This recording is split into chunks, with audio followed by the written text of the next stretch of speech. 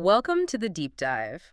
Today we're taking a shortcut into a truly fascinating and often overlooked corner of the map, Belarus. Mhm. It's this landlocked nation kind of blending ancient Slavic traditions with, Soviet-era architecture and this pristine, unparalleled nature. Right, tucked right in there between Russia, Ukraine, Poland, Lithuania, and Latvia. Exactly. And when you look at the sheer scale of the ecosystems there, the untouched ones, it's immediately obvious why they call it the lungs of Europe. Oh, absolutely. It Yeah. really is the geographic and, I would argue, the ecological heart of the continent. So, our mission today for you, our listener, is to get past the usual headlines. We want to uncover the truly incomparable things that define Belarus. Yeah, to really understand it. We're going deep into the preserved cultural traditions, the unexpected history, and the natural treasures that I think make this nation so unique. And we're framing this deep dive around this idea of Belarus as a living museum. We're focusing on the synthesis of its history and its remarkable landscape. A living museum. I like that.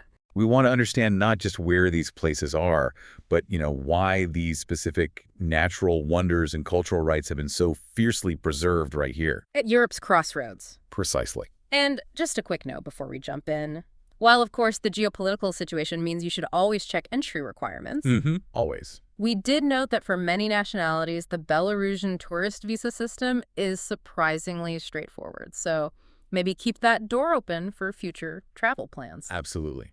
Now let's get straight into the geography because you just cannot talk about Belarus without talking about its primeval heart. Okay, let's unpack this. We have to start in the woods, right? Specifically, Belovezhskaya Pushcha. The big one. A massive UNESCO World Heritage Site. And if you want a time capsule experience of what Europe looked like, say, 1,500 years ago, this is it. It's arguably the continent's oldest surviving primeval forest. And that word primeval, it's just so key here. This ecosystem hasn't just been, managed. It's been allowed to exist for millennia. This forest is the absolute core of the continent's last remaining population of free-roaming European bison. The Wiesent. The Wisent, yeah. And we're not talking about some small fenced-off herd. No, we're talking about over 800 of these massive, shaggy herbivores thriving out in the wild. And they're alongside 1,500-year-old oaks, lynx, and wolves. I mean, it's an Ice Age ecosystem somehow still intact. What I found really remarkable is that the Belarusian side of the Pushcha, it seems to retain this sense of silence and scale. And ruggedness, yeah. Yeah. It's something that's often lost in more commercialized European parks. It feels genuinely untouched. I loved the pro tip we found about when to visit. Everyone wants to see the bison, but the suggestion is to go in winter. Why is that? Oh, the contrast is just stunning. Against the snow-dusted silence, seeing these huge, dark silhouettes of the bison moving through the ancient oaks. Wow. It's easier to spot them, for one, but it's also just far more atmospheric. You feel the historical weight of the place so much more acutely when it's all covered in ice and mist. That sounds genuinely magical. And that incredible forest system, it connects directly to an equally vast and unique water system, doesn't it? It does. It defines the eastern part of the country. Right. If the forest is the lungs, then the wetlands. They're the essential filters. We're talking about the Pripyat River wetlands. Exactly. They are so immense, they've been nicknamed the Amazon of Polsea. The Amazon of Polsea, that says everything you need to know about the scale right there. It really does. This is Europe's largest swamp complex. It was formed, get this, 12,000 years ago as the glaciers retreated. Incredible. And these mires and peat bogs, they don't just exist. They do critical environmental work. They filter vast amounts of water, of course, but they also act as these massive carbon sinks. So they lock away carbon, maybe even more efficiently than forests? In many cases, yes. It makes their preservation incredibly valuable on a global scale. So this is a place for true ecological appreciation, but also for adventure. It's not just a place to look at. Oh, no. You can get immersed, Mhm. and you have to be careful not to get literally immersed. Right. That's where the adventure comes in. You can rent a kayak and navigate the slow, misty river channels, or, and this is great, try bog trekking. Bog trekking. Yeah, because the ground is so volatile, they've installed these fantastic wooden walkways which let you walk right over the deepest peat bogs without sinking. I appreciate that detail. It allows you to get close without ending up knee-deep in 12,000-year-old mud. It really does.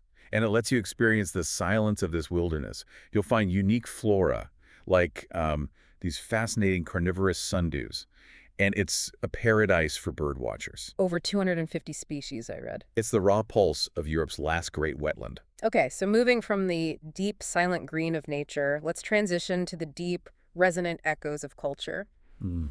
What's so unique about Belarus is how ancient these traditions are, and how they've somehow survived everything. We're moving into the realm of ethnographic treasures, where the link to ancient Slavic pagan roots and, rural Christian traditions is still actively visible.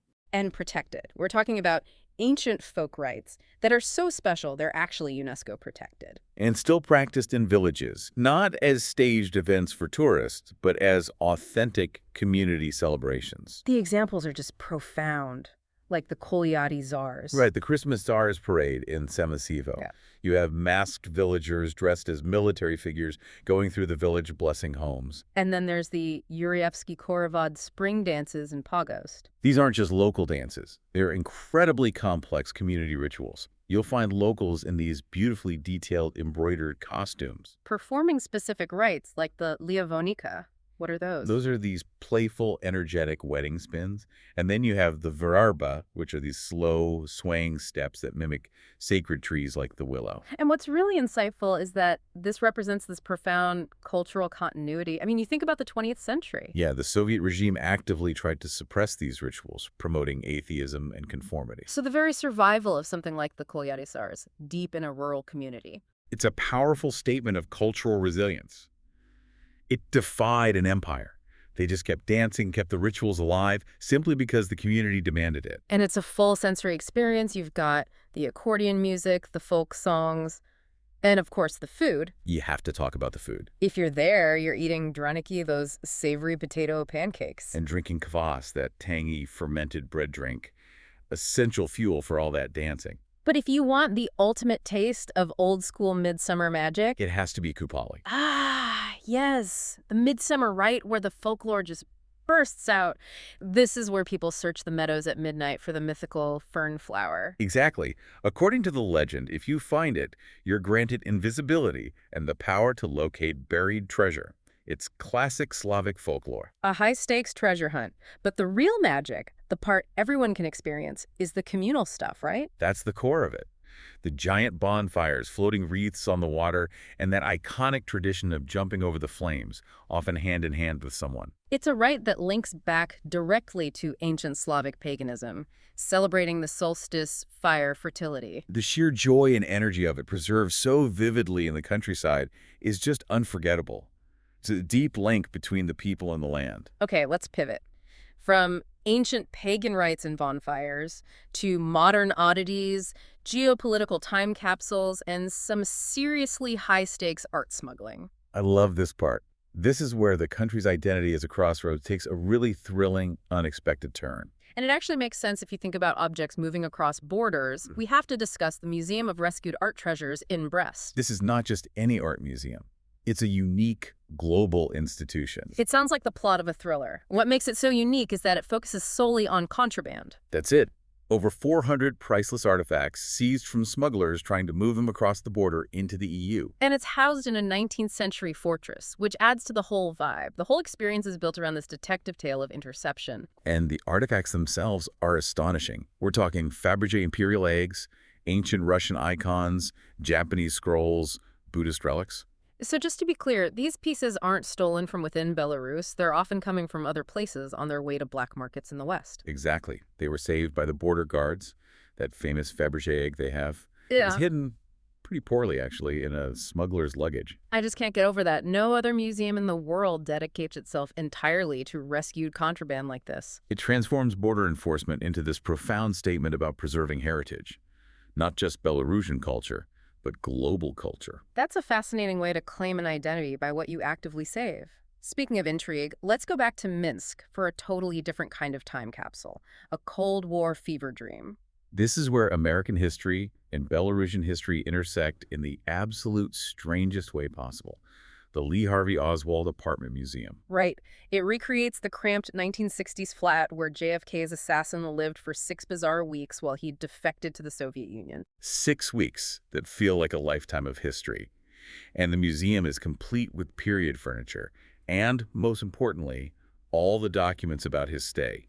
It reveals the constant KGB surveillance he was under. He was monitored 247. It's a truly unique piece of international history preserved in Minsk, a window into that intense paranoid world of the early 60s, a must-see for conspiracy buffs.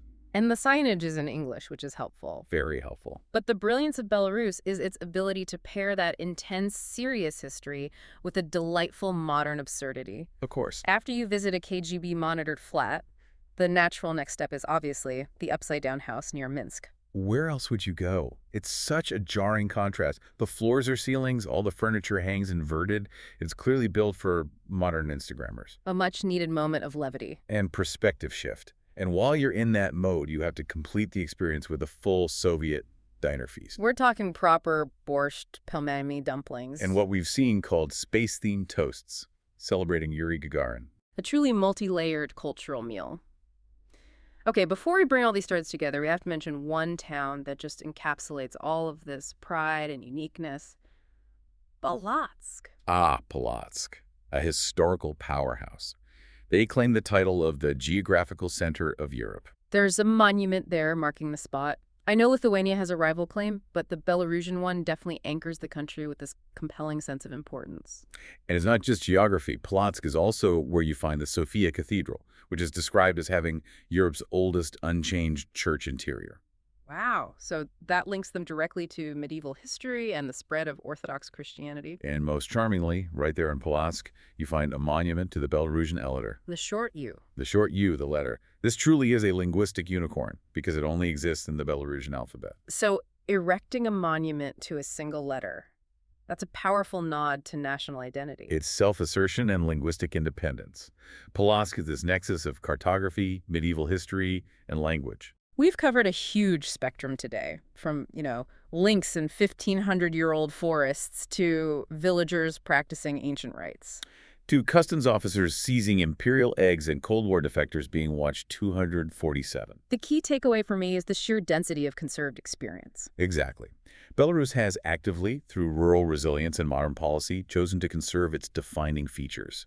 The ancient nature, the profound folk culture, and its role as a steward of history. What stands out to me is the core identity for a traveler. This isn't about luxury or mass tourism. This country is raw, it's resilient, and it's intensely rewarding for curious souls. Intensely rewarding, yeah. For people who appreciate an unhurried pace and authentic discovery.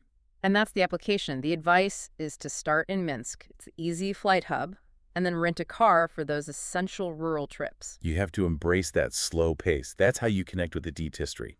Whether you're toasting Yuri Gagarin in a Soviet cafe or kayaking through 12,000-year-old mires, the depth of experience is just extraordinary. And as we close out this deep dive, we want to leave you with one final thought, building on this idea of Belarus as a crossroads and a place of active preservation.